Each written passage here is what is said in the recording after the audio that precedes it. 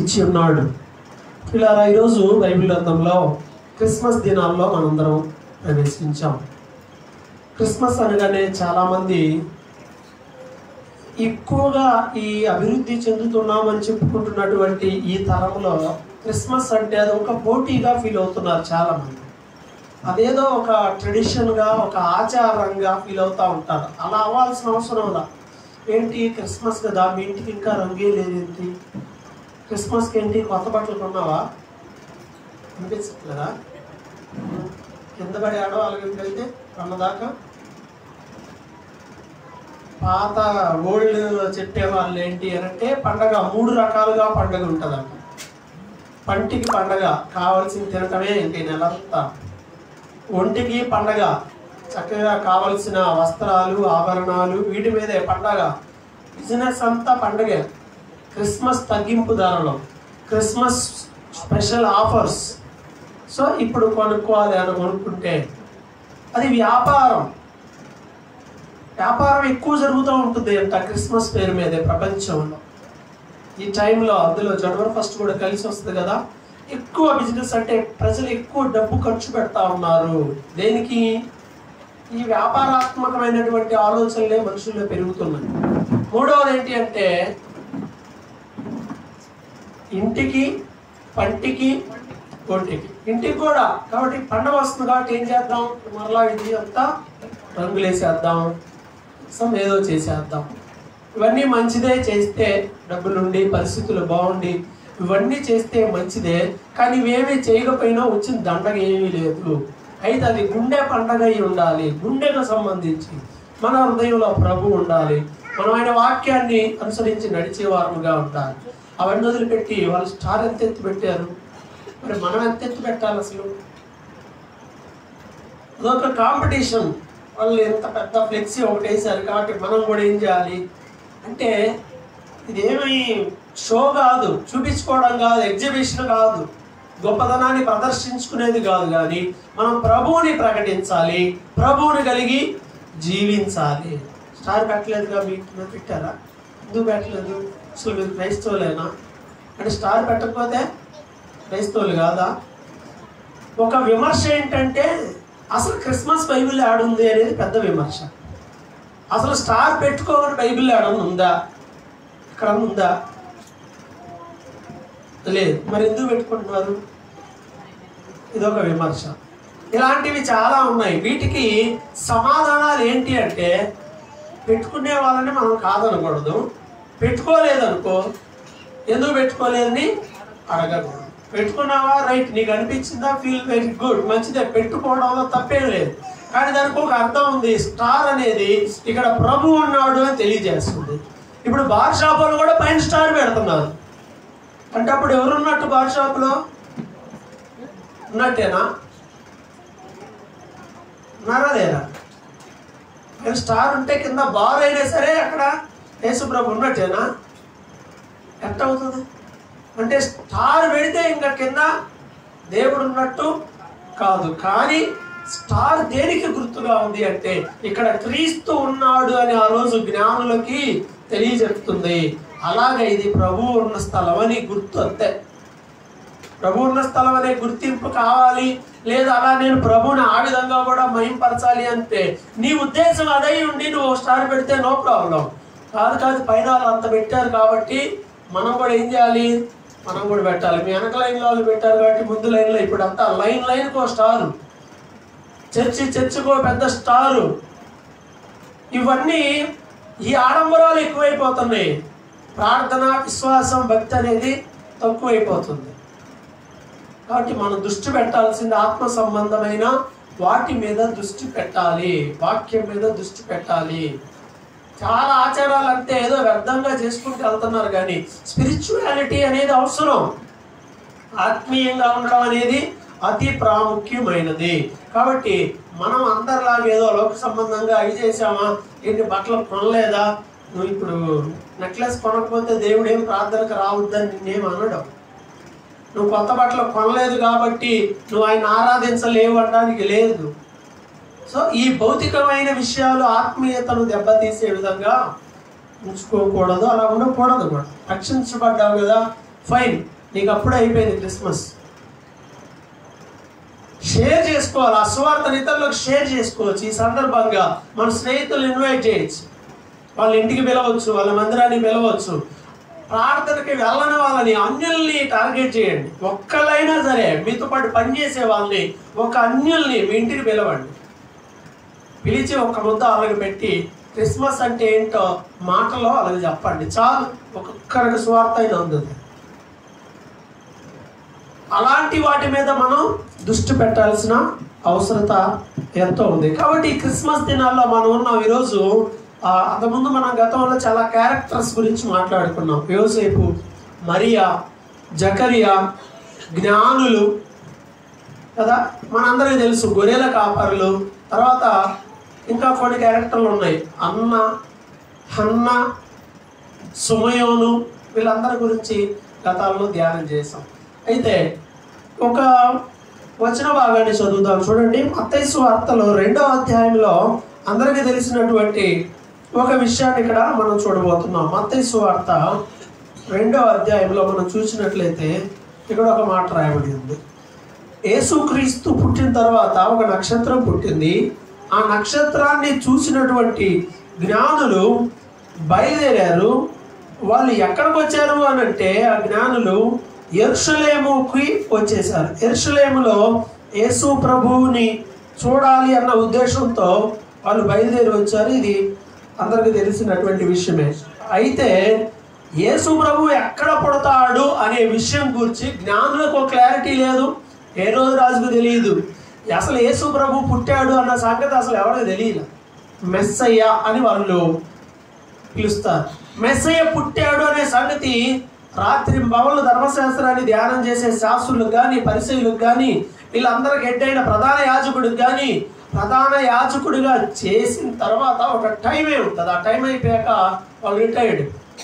వాళ్ళను కూడా ప్రధాన యాజకులే అని అంటారు, ఎందుకంటే చేసి ఉన్నాడు కాబట్టి. సో వీళ్ళందరూ ఉన్నారు కానీ వీళ్ళెవరికి తెలియలా. జ్ఞానులు వచ్చి హేరోదుని అడిగినప్పుడు హేరోదు ఏం చేశాడంటే ఎంక్వైరీ చేశాడు. ఎవరిని ఎంక్వైరీ చేశాడు? జ్ఞానులు వచ్చాయా, రాజు పుట్టాడు, మేము చూడటానికి వచ్చాం, చూపించు అన్నప్పుడు హేరోదుకి అర్థమైంది ఇక్కడ రాజు పుట్టలేదని. కానీ పుట్టాడని గ్యారంటీగా చెప్తున్నారు.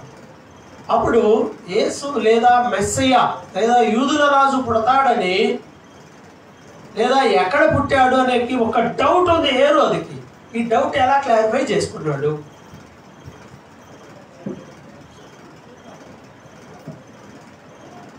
మత్తయి సువార్త 2వ అధ్యాయం చదువుతా ఉండు, వరుసగా చదువుతా ఉండు. లైక్ ధర్మశాస్త్రాన్ని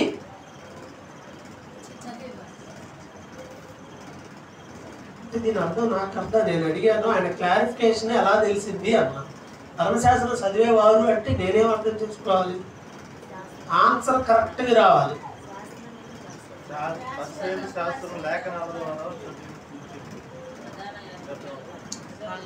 మీరు చెప్పే ఆన్సర్ కరెక్టే, కానీ ప్రశ్నకు సమాధానం ఎలా చెప్పాలి? ప్రశ్న మళ్ళీ అడగాల. హేరోదుకి మెస్సియా లేదా యేసుక్రీస్తు జన్మ గురించి డౌట్ వచ్చినప్పుడు క్లారిఫై చేసుకున్నాడు. ఎలా చేసుకున్నాడు? ఎలా? ప్రాసెస్. నేను అడిగింది ఒక ప్రాసెస్. ఎలా క్లారిఫై చేసుకున్నాడు?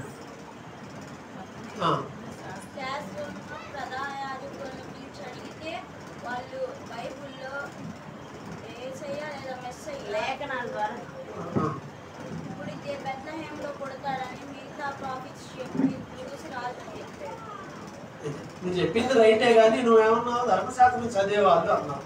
అంటే అదే ఆన్సర్ అవుతుందా? ఫుల్గా ఉండాలిగా. ఇక్కడ ఏం దొరుకుతుంది అంటే భోజనం, హోటల్కి వెళ్తాం. హోటల్కి వెళ్ళి భోజనం ఉందా అంటాం. అప్పుడు వాడు ఏమంటాడు? భోజనం ఏముంది అంటాం. భోజనం ఉందా అంటే భోజనం ఉందా అంటాం. మనకేం కావాలో పర్టికులర్గా అడిగినప్పుడు ఏమేమి ఉన్నాయంటే అన్నీ ఉన్నాయంటే మనం ఏమంటాం? ఏమున్నాయో అడుగుతాం. అన్నీ ఉన్నాయా? ఏమున్నాయి విడిగా చెప్పాలి. అలాగే ఈ ప్రశ్నకు ఆన్సర్ ఏంటంటే ఎలా అంటే ధర్మశాస్త్రాన్ని బాగా చదివిన వాళ్ళని, ప్రధాన యాజకుల్ని, శాస్త్రుల్ని, ప్రజల్లో కొంచెం ఎవరికైతే దీని మీద నాలెడ్జ్ ఉందో ఆ నాలెడ్జ్ ఉన్న వాళ్ళని పిలిచి కనుక్కున్నాడు. వాళ్ళు ఎలా, మిగతా ప్రవక్తలు ముందే చెప్పారు, ధర్మశాస్త్రం గ్రంథంలో రాయబడింది వాళ్ళు చదివి ఉన్నారు కాబట్టి ఏమన్నారంటే, అయ్యా పుడితే బెత్లెహేములో పుడతాడు, ఎందుకంటే ప్రవక్తలు ముందుగానే ప్రవచించారు. అర్థమైంది ప్రాసెస్ చదివితే? అందుకే రోజు చదవమని. సో ప్రియమైన వాళ్ళారా, అందుకే వాళ్ళు ఏం చేశారు అంటే వచ్చినప్పుడు 5వ వచనంలో చెప్తారు, యూదయ బెత్లెహేములోనే. ఎందుకంటే ఒక మాట చెప్పారు, యూదా దేశపు బెత్లెహేమా, నీవు యూదా ప్రధానుల్లో ఎంత మాత్రం అల్పమైన దానవు కావు, ఇశ్రాయేలును నా ప్రజలను పరిపాలించు అధిపతి నీలో నుండి వచ్చును అని ప్రవక్త ద్వారా రాయబడి ఉన్నది. ప్రవక్త ద్వారా రాయబడి ఉంది అన్నారు. ఏ ప్రవక్త రాశాడు దీన్ని? ఎప్పుడు రాశాడయ్యా అంటే బైబిల్లో మీకా అనే ఒక ప్రవక్త రాశాడు. ఆ మాట మీకా గ్రంథం 5వ అధ్యాయం 2వ వచనంలో ఉంటది. యోనా పక్కన ఉంటది మీకా. ప్రియారా, మీకా 5:2లో ఇదే మాట ఉంటది. మీకా అనే ప్రవక్త ఎప్పుడో చెప్పాడు. ఏమని చెప్పాడు? మీరందరూ హ్యాపీగా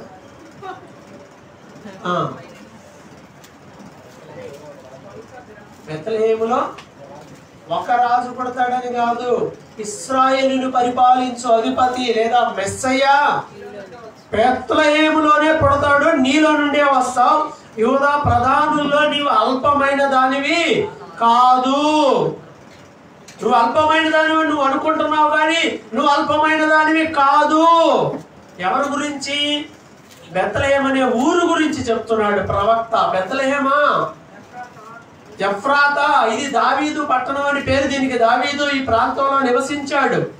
దావీదు ప్రాంతం ఇది, దావీదు నివసించిన స్థలం ఇది. అయితే కాలక్రమేణా దావీదు ఉన్నప్పుడు బాగుంది, సూపరు. తర్వాత కాలక్రమేణా ఏమైపోయిందంటే పాడైపోయింది, పరిస్థితులు మారిపోయాయి. బెత్లెహేం అంటే రొట్టెల ఇల్లు, హౌస్ ఆఫ్ బ్రెడ్ అనమాట. అది రొట్టెలు ఉండేటువంటి ఇల్లు అంటే ఆహారం సమృద్ధిగా ఉంటది. దీవించబడిన స్థలం బెత్లెహేము. బైబిల్ గ్రంథంలో మనం చూసినట్లయితే ఈ బెత్లెహేము ఇప్పుడు కూడా ఉంది ప్రపంచ పటంలో. ఇప్పటికి కూడా బెత్లెహేం అని కొడితే వచ్చేస్తుంది, గూగుల్లో యూట్యూబ్లో వస్తుంది అది ఎలా ఉందో. ఈ బెత్లెహేం అనేటువంటి ఈ ప్రాంతాన్ని మనం చూస్తే దాదాపు ఇప్పుడు ఎంతమంది ఉంటారంటే ఒక 35,000 మంది, ఒక 40,000 మంది లోపే ఉండేటువంటి ఓ పట్టణం. ఇప్పటికో 40,000 మంది ఉన్నారు. అప్పుడు ఎంతమంది ఉంటారు? ఊరంటే చాలా చిన్నది, ఓ పల్లెటూరు ఇది. యేసు ప్రభు పుట్టినప్పుడు అప్పట్లో ప్రతి గ్రామంలో చాలా తక్కువ మంది ఉండేవాళ్ళు. జనాభా అంటే ప్రపంచంలోనే జనాభా అప్పట్లో చాలా తక్కువ, 2000 సంవత్సరాల క్రితం. అంటే ఊళ్ళో గట్టిగా 500 మంది కనుక ఉంటే అది పెద్ద ఊరి కింద ప్రామాణికంగా తీసుకోవాలని రూసో, వాల్టైర్ లాంటి వాళ్ళు చెప్పారు. 500 మంది ఉంటే అది ఒక సపరేట్ కింగ్డమ్, అదొక ప్రత్యేకమైన రాజ్యంగా, అదొక ప్రత్యేకంగా దాన్ని గుర్తించేటువంటి వాళ్ళు. అంటే బెత్లెహేము ఎంత గుర్తింపు లేని విధంగా ఉన్నదో ఆలోచన చేద్దాం. ప్రియమైన వాళ్ళారా, ఈ బెత్లెహేము స్టోరీ ఒకసారి వెళ్ళి చూస్తే బెత్లెహేము ఎందుకని అల్పమైనది అని అనబడుతుంది? ఎవరైనా నిన్ను పనికిరానోడా అంటే దానికి ఒక మీనింగ్ ఏదో ఉంటేనేగా. చదువు రాదనుకో, చదువురాని మొద్దు అని అంటారు. అరే నువ్వు మొద్దు అంటే అర్థం ఏంటి? చదువు రావట్లేదని. ఏదో రీజన్ బట్టి ఎవరు ఒకళ్ళు ఏదో ఒకటి మనుషులను అంటా ఉంటారు. బెత్లెహేమును కూడా ఏమంటున్నారంటే నువ్వు అల్పమైన దానివి, నువ్వెంత. ఈ ఊరు ఎవడన్నా ఊరు చెప్తే మనం బయటకు వెళ్ళి అమెరికా వెళ్ళి నేను అక్కడ నుండి వచ్చాను అనుకున్నాం, గవర్నమెంట్లో మనకి ఏం చేయందో తెలుసా అని అన్నాం అనుకో, ఏమంటారు? అంటే నువ్వు గసగసగస వరిపోయి అమ్మో కోరట్ల నుండి వచ్చారయ్యా, గుంటూరు నుండి వచ్చారయ్యా, అమ్మో అని ఇంకా హారత పట్టేస్తారా? అసలు ఎన్న రింగ్ రోడ్డు దాటితే నువ్వు ఎవరికన్నా తెలుసా? మనం మెయిన్ రోడ్డు దాటితే మన ముఖాలు ఎక్కడన్నా పెద్ద విఐపీలందరూ ఎవడన్నా గుర్తుపడతాడా? రోడ్డు మీద టీ షాప్ దగ్గర కూడా ఎవడు గౌరవించాలి. ఎందుకంటే నీ బడాయి మన బడాయిలు ఏమన్నా పడితే మన ఇంటి దగ్గర లేదా మన ఏరియాలో కొత్తే, బయటికి వెళ్ళిపోతే ఎవడు పట్టించుకోడు. ఎందుకంటే ఎలగబెట్టింది ఏది లేదు కాబట్టి. మనం ఫేమస్ లేదా మంచి లేదా అనేకులతో సన్నిహిత సంబంధాలు కలిగి ఉంటూ మనం చేసే పనులు బట్టి మనకి కొన్నిసార్లు గుర్తింపు రావచ్చు. నువ్వు చేసే పనిని బట్టి లేదా నీకున్న ప్రాధాన్యతను బట్టి ఎవరైనా నిన్ను ఏ స్థాయిలో వారైనా కూడా గుర్తించవచ్చు. బెత్లెహేముకి ఎందుకు గుర్తింపు పోయింది?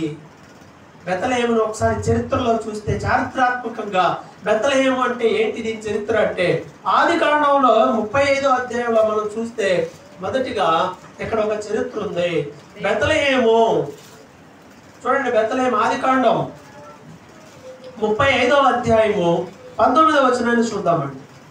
ఆదికాండం 35వ అధ్యాయము 19వ వచనం. అట్లు రాహేలు మృతి పొంది బెత్లెహేము అను ఎఫ్రాతా మార్గమున పాతి పెట్టబడెను. సో ఇక్కడ ప్లేస్ గురించి ఇక్కడ రాయబడింది. మొట్టమొదటిగా ఎఫ్రాతా అనేటువంటి మార్గంలో ఆమె వెళ్తూ ఉన్నప్పుడు మృతి పొంది బెత్లెహేములో ఏమైపోయింది? పాతి పెట్టబడింది. బెత్లెహేము ఏంటంటే దేనికి సింబల్? ఏమన్నా మంచి జరిగిందా ఇప్పుడు బెత్లెహేములో? ఏ స్థలం ఇది?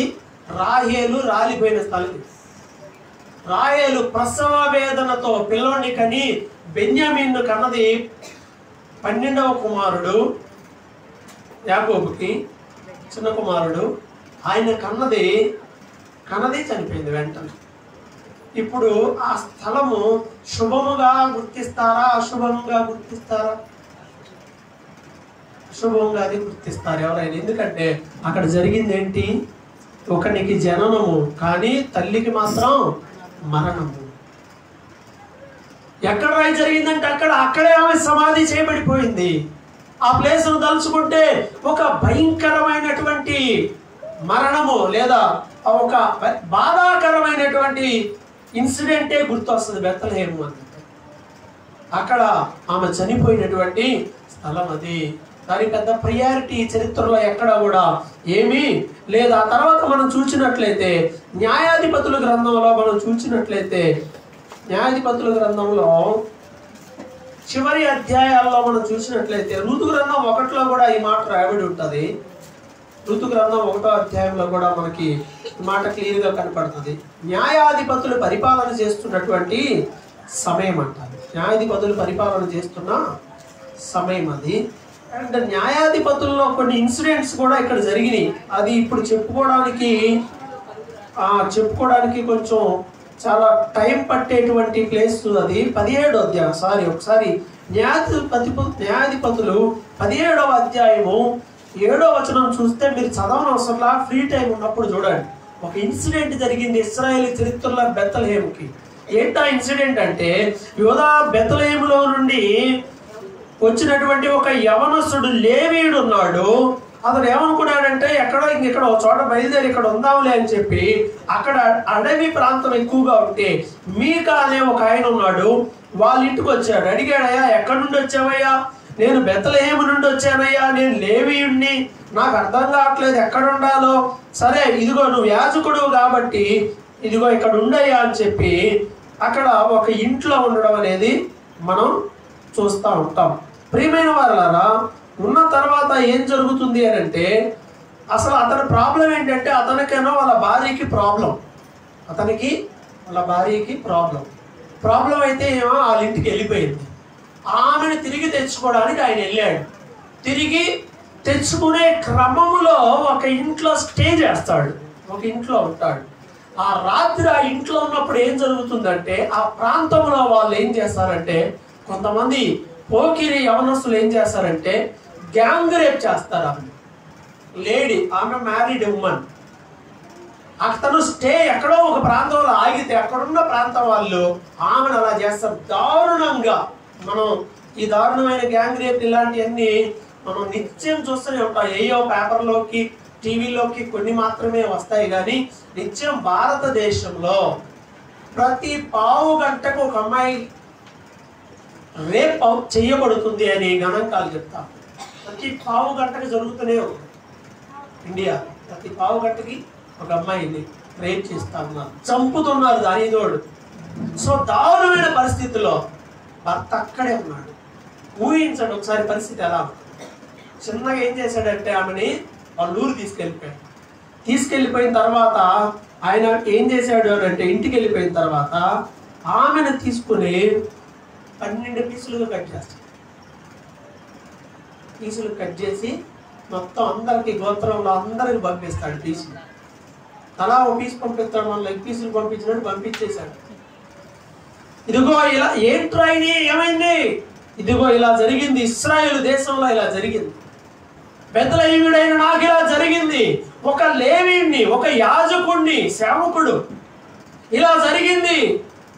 అందరూ కూడా బాగా ఎలర్ట్ అయిపోయి ఏంటి ఇలా జరిగిందా, ఎవరు ఇలా చేశాడు, ఎవడైతే ఈ కార్యక్రమాన్ని చేపట్టాడో వాడు ఉండటానికి లేదు, ఆ వంశం నాశనం అయిపోవాల్సిన వాడు ఎవడైనా సరే అని చెప్పి పెద్ద ఇష్యూ జరిగింది. ఇశ్రాయేలు చరిత్రలో అదొక భయంకరమైనటువంటి బాధాకరమైనటువంటి సంఘటన. చాలా ఒక యుద్ధమే అక్కడ జరుగుతుంది. బెత్లెహేం అంటే ఏంటంటే ఫేమస్ ఏంటంటే ఆ బెత్లెహేంలో మొన్న పాస్టర్ ఉన్నాడే సేవకుడు, ఆవిడకి ఇట్లా జరిగిందంట, ఆయన ఇలా చేశాడంట, అలా జరిగిందంట. ఒక పక్కన బ్యాడ్ రాహేలు చనిపోయిన స్థలంగా అది గుర్తింపు తెచ్చుకుంది. ఆల్రెడీ బెత్లెహేం అనే ప్రాంతంలో ఈ సంఘటన ఇంకెక్కడా జరగల. ఇశ్రాయేల్ దేశంలో ఈ సంఘటన అక్కడే జరిగింది. తర్వాత ఇదే బెత్లెహేం ప్రాంతంలో బ్రతకడానికి ఇబ్బంది అయి భారమై ఋతు గ్రంథం 1వ అధ్యాయంలో మనం చూస్తే నయోమి అనేటువంటి ఆవిడ తన కుటుంబంతో తన బిడ్డలను తీసుకొని ఎక్కడి నుండి ఎక్కడికి వెళ్ళిందో చూసాము. బెత్లెహేం అనే ప్రాంతం నుండి మోయాబు దేశానికి వలస వెళ్ళింది. ఎక్కడి నుండి ఎక్కడికి వెళ్ళింది? బెత్లెహేము నుండి మోయాబు దేశానికి వెళ్ళటం అనేది మనం చూస్తూ ఉన్నాం. కాబట్టి ప్రియమైన వాళ్ళారా, అక్కడ కారణం ఏమిటి, ఎందుకు ఆమె అక్కడ ఆ ప్రాంతాన్ని విడిచిపెట్టి వెళ్ళిపోయింది? బెత్లెహేములో కరువు వచ్చింది. ఇంకెక్కడ లేదు కరువు ఉంది. బెత్లెహేములో కరువు రావటం అంటే ఏంటంటే అది బాగా పండే ప్రాంతం, అది చక్కగా పొలాలు బాగా పండుతాయి అక్కడ. బెత్లెహేం అంటే నేను ఆల్రెడీ చెప్పాను కదా, అది రొట్టెల ఇల్లుగా ఉండింది, చాలా బాగుండేది. కానీ శాపగ్రస్తంగా మారిపోయింది. దేవుని మాట వినని ప్రజల సంఖ్య పెరగటం వల్ల ఆ ఊరు శాపానికి గురైపోయింది. ఇలాంటి టైంలో ఆ ఊరు మారితే కొంతమంది అంతే కదా, కలిసి రావట్లా. మీకు కలిసి వస్తుందా? కలిసి వస్తుందా? రావట్లేదా? రావట్లా. అప్పుడు ఏం చేయాలంటే, మీ ఇంటికి మెట్లు ఉన్నాయా?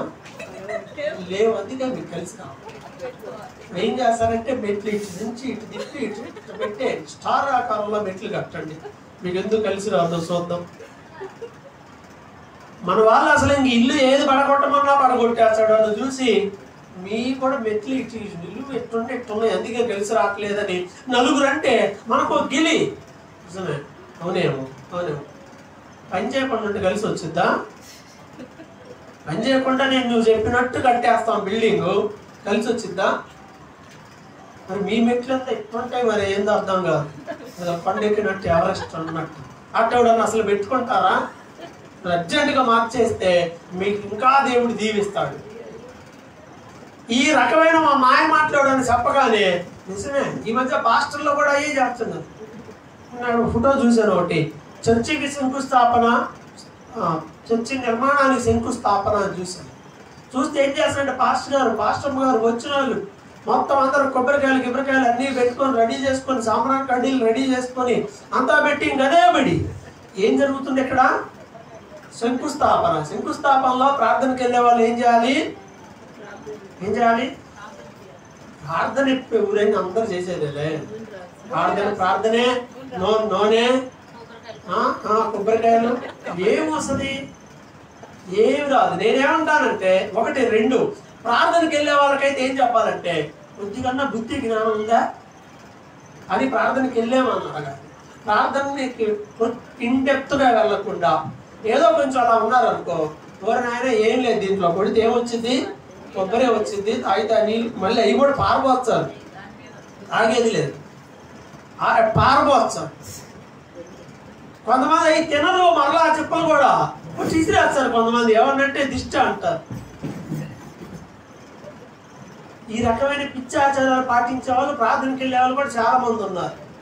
మా ఇంటికి ఒక పెద్ద దిష్టి బొమ్మ అవసరంలా, అంత దిష్టి అని అనుకుంటే నీ కట్అవుట్ పెద్దది పెట్టవుట్ కూడా చూడండి, లేదా 4 పెట్టండి. అందుకే అది పెట్టమంటుంది.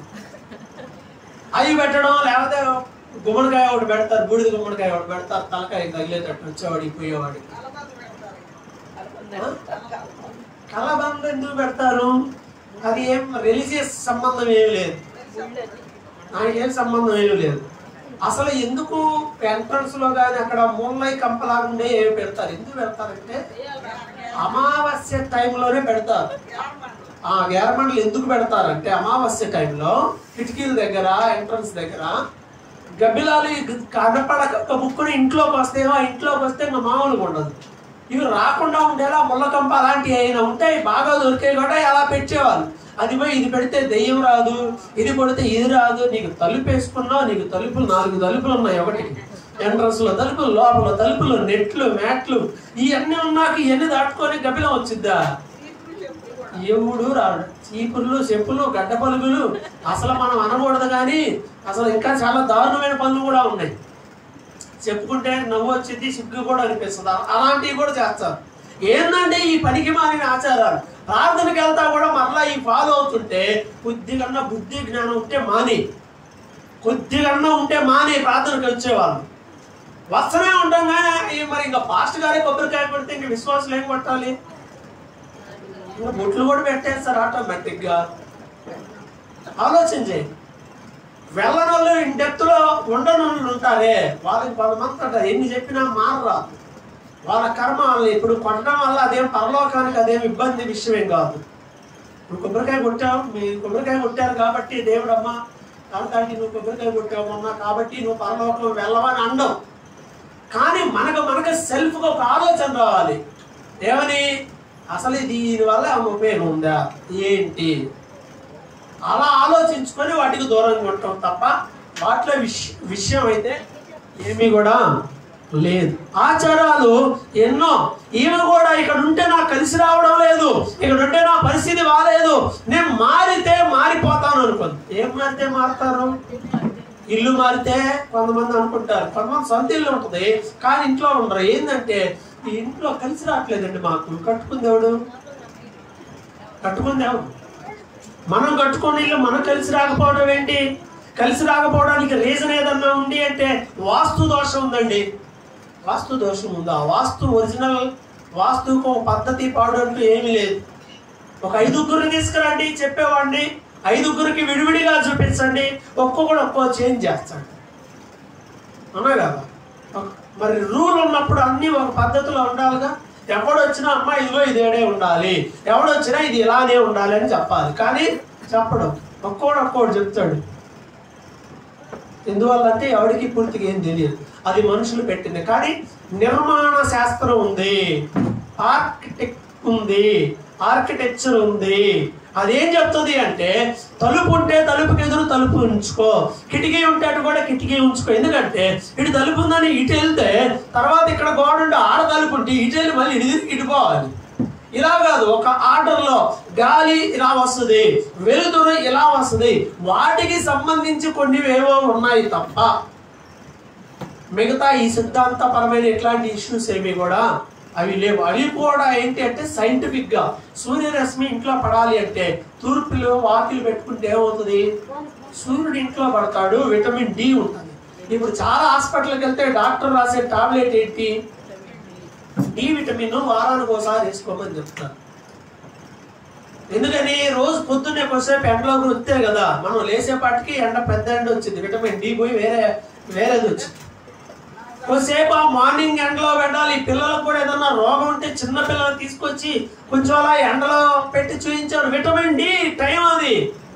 నువ్వు చేయాల్సినవి చేయకుండా నువ్వు 5 పగలు కొట్టి 10 పగలు కొట్టి ఊరు మారి ఇల్లు మారి ఈ చర్చి మారితే పోతే అసలు ఈ చర్చికి వెళ్ళిన కానుండి ఇన్నేళ్ళు అవుతుంది, మేము బాగుపడలేదే, మేము ఇంకా ఇల్లు కట్టుకోలేదే, మాకు ఇంకా ఉద్యోగం రాలేదే, ఇంకా పెళ్లి కాలేదు, ఇంకా పిల్లలు కొట్టలేదు, ఇంకా కోర్టులో కేసు కాలేదు, మావాడు ఇంకా అసలు ఇంటికి చదువు రావట్లేదు. ఏం చర్చకు వస్తే ఇవన్నీ జరిగిపోవాలా? ఇప్పుడు జరగాలి కదా. చాలా మంది ఇంకా అలానే అంటారు, భౌతిక సంబంధమైన వాటిని చూస్తూ ఉంటారు. నీకు దేవునికి మధ్య ఉండేటువంటి సంబంధాన్ని బట్టి ఆశీర్వాదాలు ఉంటాయి. ఆలోచన చేద్దామా ప్రియులారా?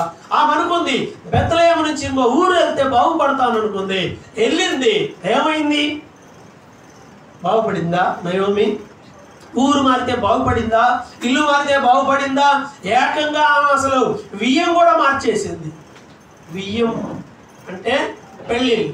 పాత నిబంధన ప్రకారం, ధర్మశాస్త్రం ప్రకారం బైబిల్ ఏం చెబుతుంది అని అంటే, ఎవరైనా సరే యాంటీ ఇజ్రాయెల్స్ని వివాహం చేసుకోకూడదు. ఎవరు వివాహం చేసుకోకూడదు? ఇశ్రాయేలీలు కాని వారిని. అంటే వీళ్ళు సున్నతి గలవారు, సున్నతి లేని వారిని వివాహం చేసుకోకూడదు అనేది రూల్. కానీ ఆ రూల్ కూడా బ్రేక్ చేసింది. కొంతమంది దీన్ని బేస్ చేసుకొని బైబిల్లో కూడా ఎట్లా ఉందండి, ఇంటర్నల్ మ్యారేజెస్ బైబిల్ యాక్సెప్ట్ చేస్తుందంటే, బైబిల్లో క్యాస్ట్ సిస్టమ్ లేదు. బైబిల్లో క్యాస్ట్ సిస్టమ్ ఉంటే ఈ క్యాస్ట్ ఆ క్యాస్ట్ అని బైబిల్ క్యాస్ట్ గురించి మాట్లాడటంలా, బైబిల్ దేశాల గురించి మాట్లాడట్లా, ఈ కంట్రీ వాళ్ళు ఆ కంట్రీ వాళ్ళు చేసుకోకూడదని మాట్లాడటంలా. సున్నతి లేని వాడెవాడు కూడా, సున్నతి కలిగిన ఇశ్రాయేలీలు ఎవరు వివాహం చేసుకోకూడదు. మరి ఒకవేళ చేసుకోవాలంటే పరిస్థితి ఏంటి? పొరపాటున అంటే పరిస్థితి ఏంటి? ఏమంటాడంటే బైబిల్ క్లియర్గా చెప్తుంది, నీవు అన్యులతో బియ్యం ఉండకూడదు. అంతే. అన్యులు అంటే ఎవరు? ఇశ్రాయేలీలు కాని వాళ్ళు ఎవరైనా. అర్థమవుతుందా? సో ఆ విధంగా ఆజ్ఞ ఉంది. అయినా కానీ బెత్లెహేము నుంచి ఇంతమంది ఉన్నారు, ఎవరు బాగా ఏమో మాత్రం అడ్డేసుకొని గబగబా వెళ్ళింది. ఇద్దరు కొడుకులకి ఎన్నో కొంపలు మునిగిపోయినట్టు గబగబా పెళ్లి చేసింది. అన్యుల నుంచి పెళ్లి చేసింది. అన్యులు వస్తే మామూలుగా ఉంటుందా? వాళ్ళు ఏం చేశారు? సరే ఏం జరిగిందో మరి బైబిల్లో రాయబడలేదు, కానీ ఒక మాట అయితే రాయబడింది. 10 ఏళ్ళు అయిపోయింది, ఇద్దరు కొడుకులను ఠా అన్నారు. ఇద్దరు కొడుకులకి సమాధి. ఇప్పుడు చనిపోయింది కేవలం ఇద్దరు కొడుకులే కాదు, ఇద్దరు భర్తలు కూడా చనిపోయారు. ఏమికి పిల్లలు పోయారు, వాళ్ళకి భర్తలు పోయారు. ఎదోరాలు అయిపోయింది, వీళ్ళు ఎదోరాలు అయిపోయింది. ఇప్పుడు ఇంట్లో ముగ్గురు అదే పడి ఒకేసారి ఇంచుమించు కొంచెం గ్యాప్తో అలా జరిగితే చూసే వాళ్ళందరూ ఏమంటారు? అసలు ఎన్ని మాట్లాంటారు? అసలు ఇంట్లోంచి బయటకు వచ్చే బడి అన్నాక అసలు ఎంత దారుణంగా ఉంటుంది. దీనికి కారణం ఏంటి అంటే, ఆమె చేసిన తప్పు ఏంటంటే ఆ స్థలాన్ని విడిచిపెట్టి రావటం, ఇవన్నీ. సో ఇప్పుడు డిస్కషన్ దాని గురించి కాదు. కానీ బెత్లెహేము అంటే ఎక్కడి నుండి వచ్చావమ్మా? ఏ ఊరమ్మా నయోమి? ఏ ఊరమ్మా మంది? ఏ ఊరు మంది? బెత్లెహేము నుండి వచ్చావా?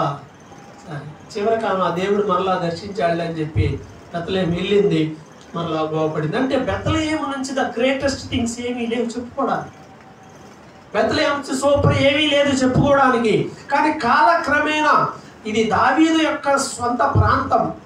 దావీదు యొక్క సొంత ప్రాంతం అంతే కదా. ఆమె నుండేగా వచ్చింది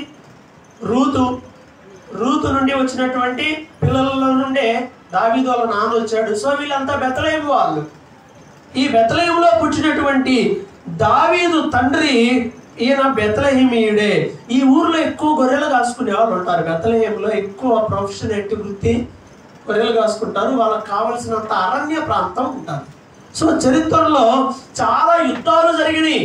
యుద్ధాలు ఎప్పుడు ఎక్కువ జరుగుతాయి, ఎక్కడ జరుగుతాయి అంటే బాగా ఓపెన్ ప్లేస్ ఎక్కడైతే ఉంటుందో అక్కడ యుద్ధాలు జరిగి అందరూ అనుకోండి ఆడ కొట్టుకుందాం. చాలా మంది కూడా అంతే, అది గొడవ అయితే అడిగిరా అలా కొట్టుకుందాం. ఒక ప్లేస్ అది యుద్ధం చేసుకోవడానికి స్థలం. ఎక్కువ బెత్లెహేము ప్రాంతంలో యుద్ధాలు జరిగినాయి రాజుల కాలంలో. అక్కడ అడవి ప్రాంతం ఎక్కువ ఉంటుంది, మైదాన ప్రాంతం ఎక్కువగా ఉంటుంది. అందువల్ల ఆ ప్రాంతంలో ఎక్కువ ప్లేస్ ఉంటుంది కాబట్టి అక్కడ యుద్ధాలు జరుగుతూ ఉండేవి. అయితే ఈ ప్రాంతానికి చరిత్రలో చెప్పుకోవడానికి ఏమైనా హిస్టరీ ఉందా? ఇప్పుడు చెప్పుకోవడం దాన్ని బట్టి మీరు అప్లికేషన్స్ ఏమైనా ఉంటే బెత్లెహేము అని పాత నిబంధనలో కొట్టి చూస్తే చెప్పుకోదగిన ఏమీ ఉండవు దాంట్లో. కానీ మీకా ఏమని ప్రవచించాడు 5:2 యూదా దేశములోని బెత్లెహేమా, నీవు యూదా ప్రధానుల్లో ఎంత మాత్రము అల్పమైన దానికి కాదు. అసలు ఈ ఊరిని ఎవడు పట్టించుకునే పరిస్థితి లేదు, అది ఇంపార్టెంటే కాదు. కానీ మెస్సయ్య మాత్రం అక్కడ పుడతాడు అని అక్కడ మాట రాయబడి ఉండింది. ముందుగానే ప్రవచించారు, బెత్లెహేము నుండే ఆయన వస్తాడు అనేటువంటి మాట. ఇదే పెద్ద చెప్పుకోదగిన గ్రామం కాదు, దానికి విలువ లేదు, హిస్టరీ లేదు. యెరూషలేముకో హిస్టరీ ఉంది, హెబ్రోన్ అనే స్థలం ఊరు అది, దానికో హిస్టరీ ఉంది చరిత్రలో. అలా చాలా ప్రాంతాలు చెప్పుకోవడానికి వాటన్నిటికీ ఒక హిస్టరీ ఉంది. కానీ బెత్లెహేముకి హిస్టరీ ఏం లేదు చెప్పుకోవడానికి. అందువల్ల అందరూ ఏదన్నా పేరు చెబితే గుంటూరులో మన గుంటూరు జిల్లాలో మంచి నెంబర్ 1 ఊరి పేరు ఏదన్నా, ఒక గ్రామం పేరు లేదా ఒక ఏరియా పేరు చెప్పండి అనగానే వెంటనే ఏ ఊరు చెప్తాం? గుంటూరులో ఒక సూపర్ ఊరి పేరు ఒకటి చెప్తాం. గుంటూరు జిల్లా మొత్తం గోరంట్ల అని చెప్తాం. మన వాళ్ళు చాలా మంది చెప్పేది అసలు ఈ గోరంట్లో ఉన్నట్టు అసలు దేశంలో ఏడ ఉండదు. ఏడున్నంత పేడ పెట్ట ఈ దేశంలో ఏడా ఉండదు. ఏడున్నంత వేరే ఎవరైనా అడగండి చదువుతారు. మనుషుల మధ్యలో కానీ లేకపోతే ఇంకోటే కానీ. ప్రియమైన వాళ్ళారా, ఇదేం ఫోకస్ ఏరియా కాదు. ఇజ్రాయెల్ దేశంలో బెత్లెహేమ్ అనేది పెద్ద చెప్పుకోదగిన ప్రాంతం కాదు. కానీ మెస్సయ్య ఎక్కడ పుడతాడు? ఎక్కడ? బెత్లెహేములోనే పుడతాడు అనే మాట ప్రవక్తల ముందుగానే ప్రవచించారు. అది కానీ యూదా ప్రధానులు ఎంత మాత్రం అల్పమైన దానివి కాదు. ఒకవేళ మనుషుల దృష్టిలో నీవు అల్పమైన దానిగా, అల్పమైన వాడిగా ఉండొచ్చు. సమయం సందర్భం వచ్చిందనుకో అంటారుగా, నువ్వు అక్కడే మీ ఇంట్లో బలమే ఉందా? నీకు వెనక ఉందా? మీ ఇంటి పేరు ఉన్నారా అమ్మా? మీరు ఎంతమంది? ఎక్కడి నుండే వచ్చావు? జస్ట్ ఒక్కిళ్ళే మీది, మిగతా జోలు పోకూడదు కదా. ఎందుకని? కదిలిస్తే తేలికెత్తే. ప్రియమైన వాళ్ళారా, చాలా మంది ఏమనుకుంటారంటే నేను ఒక్కడినే, లేదా నేను ఒక్కదాన్నే, లేదా మేము అల్పమైన వాళ్ళం, మేము తక్కువే కదా, మేము చిన్న వాళ్ళం కదా, మాకు పెద్ద గుర్తింపు లేదు కదా, సమాజం కూడా అనొచ్చు, లేదా నీకు నువ్వు అనుకోవచ్చు. కొంతమందికి లెగిస్తే అనుకునే ఫీలింగ్ ఇదే, మాకేముందిలేండి ఇంకంతే, జీవపు మరణము 4వ సంధి, నీ బ్రతుకు కూడా అంతే తయారైపోద్ది. లెగిస్తే మాకేముందండి, చీకేసిన తాటికాయలు అండి, ఇంకంతే.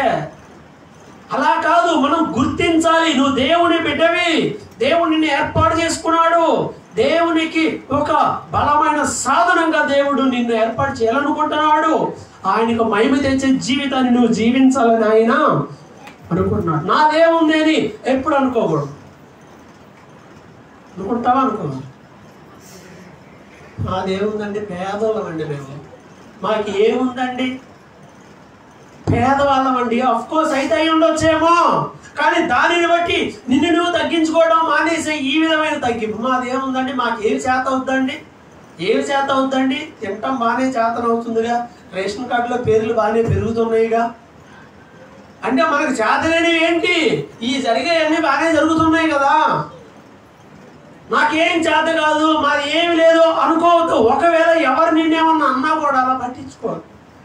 నువ్వెంత ఎవడేమనుకున్నా మనకు అనవసరం. ఎందుకంటే బైబిల్ చెప్తుంది, అల్పమైన ఓ బెత్లెహేమా, నీలో నుండే వస్తాడు మెస్సయ్య. బెత్లెహేమును ఎవడో పట్టించుకోలేదు, కానీ దేవుడు అక్కడే పుట్టాడు. దేవుని ఎంపికలు ఆశ్చర్యంగా ఉంటాయి, అద్భుతంగా ఉంటాయి. ఎవరు ఊహించకపోవచ్చు, కానీ దేవుడు అద్భుతం చేస్తాడు.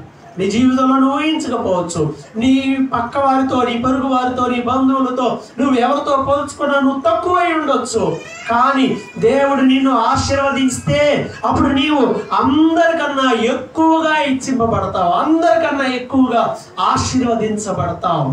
మనం గ్రహించాల్సింది ఏంటంటే, మనం దేవుని దృష్టిలో ఎలా ఉన్నాం. సమాజం దృష్టిలో బెత్లెహేముకి విలువ ఉందా? ఉందా? ఏం విలువ లేదు. చెప్పుకోదగిన పేరుందా? ఏమీ లేదు. కానీ ప్రభు అక్కడికి వచ్చాడు. ఆ తర్వాత దాని పరిస్థితులే మారిపోయినాయి. ఇప్పుడు ప్రపంచవ్యాప్తంగా టూరిస్ట్ ప్లేసులు, ద బెస్ట్ టూరిస్ట్ ప్లేస్ చెప్పమని అడిగితే ఎక్కువ మంది వెళ్ళే ప్లేస్ ఏంటయ్యా అని చెప్తే ఇక్కడ ఏ పేరు చెప్తారు? ఇజ్రాయెల్ కంట్రీ అని చెప్తారు. ఇజ్రాయెల్ కంట్రీకి వెళ్ళిన ప్రతి ఒక్కడు ఎక్కడికి వెళ్ళాలని కోరుకుంటాడు? బెత్లెహేములో యేసు పుట్టిన స్థలాన్ని చూడాలి, యెరూషలేములో యేసు చనిపోయిన స్థలాన్ని చూడాలి. ప్రతిదీ లింక్ అంతా కూడా యేసయ్యతో లింక్ అయిపోయి ఉంది. అక్కడ ఉన్న యూదులకు అర్థం కాట్లా, వీళ్ళేంద్ర బాబు ఆయన చూడటానికి తెగొస్తున్నారని. యేసుని నమ్మని యూదులు ఉంటారు అక్కడ, యూదులే కానీ యేసుని నమ్మరు. యూదులు యేసుని నమ్మిన వాళ్ళు 2 రకాలు ఉంటారు అక్కడ కూడా, కాలనీ వేరు వేరు. యూదులు అయ్యి యేసుని దేవుడుగా అంగీకరించాలి, ఈ పక్కన ఉంటారు పూర్తిగా, వాళ్ళ వీళ్ళు ఉండరు, ఒక పక్కన దూరంగా ఉంటారు. ఈ ధర్మశాస్త్రాన్ని పాటించే వాళ్ళు పక్కన ఉంటారు, వాళ్ళు రెండు ఉండే ప్రాంతం వేరు. వాళ్ళు ఇంకా పాత నిబంధన పాటిస్తూ ఉంటారు, శనివారాన్ని పాటిస్తూ ఉంటారు, వీళ్ళు ఆదివారాన్ని పాటిస్తారు, యేసును ఆరాధిస్తూ ఉంటారు. సో ప్రియులారా, ప్రపంచంలో ఒక గొప్ప పర్యాటక ప్రాంతంగా మారిపోయింది ఈ పక్కా పల్లెటూరే. ఇప్పటికి కూడా దీని జనాభా 40,000 కూడా లేదు. ఇప్పటికి 2011 ప్రకారం ఒక 25,000 మంది ఉన్నారంట. సరే, పెరిగితే ఓ 10,000 మంది పెరిగారు అనుకుందాం, గట్టిగా పెరిగితే 35,000 40,000 అవుతారు, మహా డబల్ అయితే. ఒక 40,000 మంది అంటే ఎంతమంది? ఇప్పుడు మన ఏరియా ఉంది, మన ఏరియాలో ఎంతమంది ఉన్నారు? ఓన్లీ మన కాలనీలో ఎంతమంది ఉంటారు? ఒక 1000 మంది ఉంటారు ఈజీ. ఒక 1000 ఓట్లు ఉన్నాయి పిల్లలు కాకుండా. అంటే ఇక్కడ 1000 మంది అంటే ఇంతకి 40, అంటే దాదాపుగా ఇక్కడ నుంచి ఇన్నర్ రింగ్ రోడ్డు ఎంత దూరం ఉంది? ఒక 2-4 కిలోమీటర్ల 3 కిలోమీటర్ల వైశాల్యం వేసుకోండి. ఈ వైశాల్యం కూడా అంతే, వైశాల్యం 27.8 కిలోమీటర్స్. ఎంటైర్ ఊరు మొత్తం కొలిస్తే 4 పక్కల చదరం పెడితే 27 కిలోమీటర్లు అవుతుందంట. దాంట్లో ఫారెస్ట్ ఇదంతా కూడా ఉంటుంది. మరలా చిన్నది ఇన్నర్ రింగ్ రోడ్ దాకా ఉన్న ఊరంటే అంత ఊరు అది అసలు. ఆ ఊర్లో దేవుడు ఏం చేశాడు? పుట్టాడు. అల్పమైనది కానీ దేవుడు ఎంచుకున్నాడు. నువ్వు అల్పమైన వ్యక్తివా? తక్కువ సమాజం ఉంటుంది. బయటకు వెళ్ళి చెప్పుకున్నావు అనుకోండి, బయటకు వెళ్ళి ఇది చెప్తే బయట అందరూ ఏమని అడుగుతారంటే ఫస్ట్ అడిగేది ఏంటంటే, బయటకు వెళ్ళాక ఎవరి మీద ఇంప్రెషన్ ఉందనుకో, థామస్ బాగా ఎర్రగా బుర్రగా ఎత్తుకున్నాడు, అంతా బాగానే ఉంది, అబ్బాయి ఏం చదువుకున్నావు, ఏ ఊరి మీది, ఇండైరెక్ట్గా ఉంటుంది, మీ ఇంటి పేరు చెప్పంట. మీ ఇంటి పేరు చెప్పు, ఏమన్నా మ్యాచ్ అయితే చూస్తారు. ఏ క్యాస్ట్లో కలుస్తుందో కొన్ని ఇంటి పేర్లు ఉంటాయి, చెప్పగానే క్యాస్ట్ అర్థమైపోద్ది, కొన్ని పేర్లు బట్టి అర్థమైపోద్ది. నన్ను చాలా మంది అడుగుతూ ఉంటారు, మీ ఇంటి పేరు చెప్పు, మీ ఇంటి పేరు చెప్పు. ఆ ఇంటి పేరు అడిగాడంటే అర్థం ఏంటి? వాడి మీనింగ్ ఏంటంటే క్యాస్ట్ ఏందో తెలుసుకోవాలని. ఇంకంతే. అల్పము బయట సమాజంలో కులాన్ని బట్టి, లేదా మతాన్ని బట్టి, లేదా నీ స్థాయిని బట్టి, నువ్వు సైకిల్ మీద వెళ్తున్నావా, కారులో వెళ్తున్నావా, బండి మీద వెళ్తున్నావా, నడిచి వెళ్తున్నావా, దీన్ని బట్టి సమాజంలో నీకు గౌరవం అనేది ఇస్తారు. లేకపోతే గౌరవం సమాజం ఒకవేళ ఇవ్వకపోవచ్చు. కానీ ప్రభు అలా కాదు, మనుషుల వలె ఆయన నిన్ను తీసి పారవేయడు. నీవు దేవుని దృష్టిలో గొప్పవాడు. బెత్లెహేము మనుషుల దృష్టిలో ఏమాత్రం ప్రయారిటీ లేని స్థలంగా ఉంది. కానీ దేవుడు ఏం చేశాడు? ఆ స్థలాన్ని ఎంచుకున్నాడు. ఆ గ్రామంలోనే ఆయన పుట్టాడు. జ్ఞానులు తిరిగి ఎక్కడికి రావాల్సి వచ్చారు? జ్ఞానులు కూడా ఎక్కడికి వచ్చారు? యెరూషలేములోకి వెళ్ళారు. యెరూషలేముకి వెళ్ళిన ఆ జ్ఞానులు కూడా మరలా తిరిగి బెత్లెహేముకే వచ్చారు. బెత్లెహేము అనేది యేసు పుట్టిన స్థలం, యేసయ్య కొంతకాలం జీవించిన స్థలం, యేసయ్య పరిచర్య చేసినటువంటి గొప్ప స్థలం. అన్ని విధాలుగా దాని ముఖ చిత్రం ఈరోజు మారిపోయింది. దేవుడు ఆ ఊరిలో పుట్టాడు కాబట్టి. యేసు ప్రభు నీ హృదయంలో పుడితే నీ పరిస్థితులు ఏమైనా మారిపోతాయి. నీ బ్యాక్గ్రౌండ్ మార్చేస్తాడు ఆయన. బెత్లెహేముకు బ్యాక్గ్రౌండ్ ఉంది, అది బ్యాడ్ బ్యాక్గ్రౌండ్. కానీ ప్రభు వచ్చిన తర్వాత దాన్ని ఏం చేశాడు? ప్రపంచ పటంలో ప్రజలందరూ గుర్తించేలా దానికి ఒక గుర్తింపు. ప్రియమైన వాళ్ళారా, మనం కూడా ఆలోచించేద్దాం. యేసయ్య లేకపోతే మనంతా ఎవరో సార్ ఆలోచన చేయండి. చాలాసార్లు లేనే అనుకుంటాం, యేసయ్య నా జీవితంలో లేడు. అసలు ఎవరన్నా మీరు నన్ను బలకరిస్తారా? నిజంగా చెప్పండి, బలకరిస్తారా? వందనాలు చెప్తారా? అసలు ఇంటికి రాణిస్తారా? అసలు ఏమైనా చేస్తారా? నేను పోతా ఉంటే అయ్యయ్యో పాపం మాచల నుంచి వచ్చాడయ్యా అని, అయ్యయ్యో మాచల నుండి వచ్చాడయ్యా అని కటకడలాడిపోయి మనకు అన్ని మర్యాదలు జరుగుతాయా? ఎందుకు నేను ఈరోజు ఇలా ఉండగలిగాను అంటే దానికి కారణం ప్రభు ఉండడం బట్టి. ప్రభు వలన, ప్రభు నా జీవితంలో ఉండడం వలన, ప్రభు నీ జీవితంలో ఉండడం వలన నీ పరిస్థితులు మార్చబడతాయి. ప్రభువుని అడగాలి ఏమని అంటే, ప్రభు బెత్లెహేములో పుట్టిన పిమ్మట దాని స్థితిగతులు మార్చబడ్డాయి. అలాగే ప్రభు మనలో ఉంటే, మన ఇంటిలో ఉంటే, ఆయన మన హృదయంలో ఉంటే, మన జీవితంలో ఆయనకి ప్రాధాన్యత ఉంటే, మన బ్యాక్గ్రౌండ్ ఆయన మార్చేస్తాడు. నీ పరిస్థితి మారుస్తాడు గ్యారంటీగా. నువ్వు అనుకోవచ్చు, ఏది నా బ్రతుకు ఇలానే ఉంది, ప్రభువు నమ్మాను అయినా నేను ఇలానే ఉన్నానంటే అడుగు దేవుణ్ణి, ప్రభువా నువ్వు నా జీవితంలోకి వచ్చావు, నేను నిన్ను నా రక్షకుడిగా అంగీకరించాను, నా స్థితిగతులను మార్చు, నా బ్యాక్గ్రౌండ్ మార్చేసాయి, నా ప్రతి పరిస్థితులు మార్చి నన్ను ఆశీర్వాదకరముగా చేయమని నువ్వు అడిగితే, అందరూ అల్పము అల్పము అల్పమనే అంటున్నారు బెత్లెహేముని. ఏముందిరా బెత్లెహేములు అంటున్నారు. కానీ జ్ఞానులు మేధావులు అందరూ మరలా తిరిగి బెత్లెహేము వైపు వచ్చేలా చేశాడు. రాజు కూడా తన ఫోకస్ ఏ ఊరిలో పెట్టాడు? ఏ ఊరిలో పెట్టాడు? బెత్లెహేములో పెట్టాడు. అక్కడే ఆయన పుట్టాడు కాబట్టి అటెన్షన్ అంతా మారిపోయింది. దేశ స్థాయిలో యూదా దేశంలో బెత్లెహేము అంటే ఒక గుర్తింపే వచ్చింది ఏకంగా. దానికి కారణం ఏంటంటే ప్రభువు ఆ ఊరిలోనికి వచ్చాడు కాబట్టి. ప్రియమైన దేవుని బిడ్డలారా, నీ జీవితంలో నువ్వు ఎలా ఉన్నా దేవునికి ప్రాధాన్యత ఇవ్వు, దేవుని వాక్యానికి ప్రాధాన్యత ఇవ్వు, దేవుడు చెప్పిన మాట ప్రకారం నువ్వు జీవించు. అప్పుడు ఊరు చిన్నది అవ్వచ్చు, నీ బ్యాక్గ్రౌండ్ చిన్నది అవ్వచ్చు, నీ పరిస్థితులు ఒకవేళ విరుద్ధంగా ఉండుండొచ్చు. యేసయ్య ఏం చేస్తాడంటే వాటన్నిటినీ మార్చేస్తాడు. ఇంకేముందిలే, నేను ఇంతేలే, నా బతికింతేలే, నేను నా పరిస్థితుల్లో మారవలే అనుకొని ఉంటే కుదరదు. మనం ఏంటంటే సమాజం గురించి ఆలోచిస్తూ ఇంకేమనుకుంటాం. కాదు, ప్రభువుకి మనం ఇష్టలుగా జీవించాలి. నెంబర్ 1. నెంబర్ 2, ప్రభు బిడ్డలమైనటువంటి మనము అభివృద్ధి పొందాలి, వర్ధిల్లాలి. ఏమవ్వాలి? వర్ధిల్లాలి, డెవలప్ అవ్వాలి. ఎప్పుడు లాస్ట్ ర్యాంకులో ఉండడం కాదు, ముందుకు రావాలి. మనం చదివే చోట దేవునికి మహిమ తేవాలి. ఇతను క్రిస్టియన్ కాబట్టి ఇతను ఇలా ఉంటాడు, వాడిదేముందిరా, ఆదేముందిరా, అయితే అవ్వచ్చు అలాంటి పరిస్థితుల్లో ఒకవేళ ఉండొచ్చు. కానీ దేవుడు ఏం చేస్తాడంటే ఆయన అంగీకరించిన పిదప మన జీవితాలను ఏం చేస్తాడు? ఆయన ఆశీర్వాదకరముగా మార్చాలని ఆయన ఇష్టపడుతున్నాడు. బెత్లెహేము చరిత్ర మార్చాడు. బెత్లెహేము స్టోరీ అనేది చరిత్రలో దాని స్టోరీని మార్చేసాడు. ఆయన జీవితాలను కూడా ప్రభు తలుచుకుంటే ఏం చేయగలడు? మార్చడు. ఎలాంటి పరిస్థితి అయినా, నీ పరిస్థితి ఎలా ఉంది? బెత్లెహేములా ఉన్నాయో, నన్ను ఎవడు పట్టించుకుంటాడండి, నాదేముందండి అని. ప్రియమైన వాళ్ళారా, దేవుడు మనలోనికి వస్తే అన్నీ మార్చబడతాయి. బెత్లెహేము స్థితిగతులను మార్చిన దేవుడు నీ ఇంటిని, నీ స్థితిగతులను మార్చలేడా?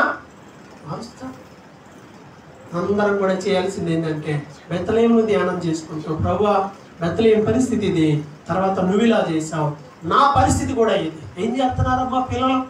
ఒకడేమో 10th క్లాస్ 5 సార్లు రాశాడు, ఇంటర్మీడియట్ 10 ఏళ్ళు రాశారు, డిగ్రీ అవ్వదు కొంతమందికి, ఇంజనీరింగ్ అయిపోయిందా అంటే ఇంజనీరింగ్లో ఏం చేరతారో మగబా చేయరు. అసలు ఆ స్టైలు, ఆ బ్యాగు, ఆ ల్యాప్టాప్, చేతిలో ఆ మెజర్మెంట్స్ చేసే ఉంటాయి ఏంటివో, ఆ చేత్తో అది, ఈ చేత్తో ఫోను, మెడలో కార్పొరేట్ ఐడి కార్డు.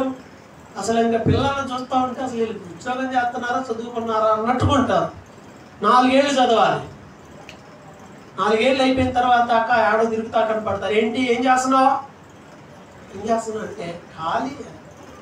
అరే ఏదైనా ఉద్యోగం తెచ్చుకోండి, సర్టిఫికేట్ తీసుకున్నారా ఉద్యోగం, దానికి సర్టిఫికేట్లు ఉండవు మన దగ్గర. ఎందుకని? అయిపోతేగా. ఏంటి అంటే ఈ మిగిలిపోయిన వాటికి బ్యాక్లాగ్స్ అంట పేరు కూడా. ఫెయిల్ అయ్యాము, ఇన్ని సబ్జెక్టులు ఫెయిల్ అయ్యామని చెప్పట్లా, బ్యాక్లాగ్స్ ఉన్నాయంట. ఎన్ని ఉన్నాయో బ్యాక్లాగ్స్? ఓ 10 బ్యాక్లాగ్స్ ఉన్నాయి అంటే 10 సబ్జెక్టులు ఫెయిల్ అయ్యాడని అర్థం.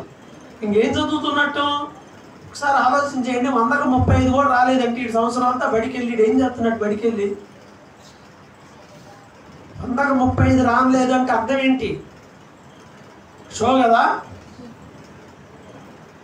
ప్రియమైన వాళ్ళారా, విశ్వాస జీవితంలో మనం కూడా అలా షో భక్తి చేయం. ప్రభు దగ్గరికి వెళ్ళి యథార్థంగా, ప్రభువా నీ మాట వింటాను, నువ్వు చెప్పినట్టుగా చేస్తాం, నా స్థితిగతులను మార్చు, నా పరిస్థితులు మార్చు, మా బిడ్డల జీవితంలో గొప్ప ఆశీర్వాదాన్ని బెత్లెహేమును దీవించినట్లుగా మమ్మల్ని కూడా దీవించమని మనం అడిగితే ఆయన బెత్లెహేమును ఈరోజు ఎలా ప్రపంచవ్యాప్తంగా గుర్తింపు తెచ్చాడో మనల్ని కూడా ఆశీర్వదించి, మనకి స్వస్థత ఇచ్చి, మనకు ఆరోగ్యం ఇచ్చి, మన స్థితిగతులను మార్చి, మనల్ని స్థిరపరిచి ఆశీర్వదిస్తాడు. నమ్ముతున్నావా? నమ్ముతున్నావా?